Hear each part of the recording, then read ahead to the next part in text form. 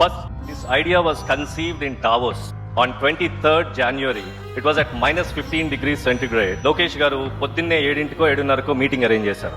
And he came with his team to our chalet. ఆయన వైజాగ్ లో operations launch చేయమని propose చేశారు. మేము we said we need some time, మేము ఆలోచించుకొని చెప్తామని చెప్పాం. ఆయన కుదరదు, మీరు ఆలోచించుకునేది ఇప్పుడే ఆలోచించుకోండి, what ever questions you have నేను ఇక్కడే కూర్చుంటాను, మీకు కావాల్సినవి అన్ని నేను క్లారిఫై చేస్తాను, నేను సపోర్ట్ చేస్తాను అండ్ అని ఒక గంటన్నర సేపు కూర్చున్నారు ఆయన. నేను మా CEO రవి గారు ఆయన చాలా రకాల క్వశ్చన్స్ వేసాం.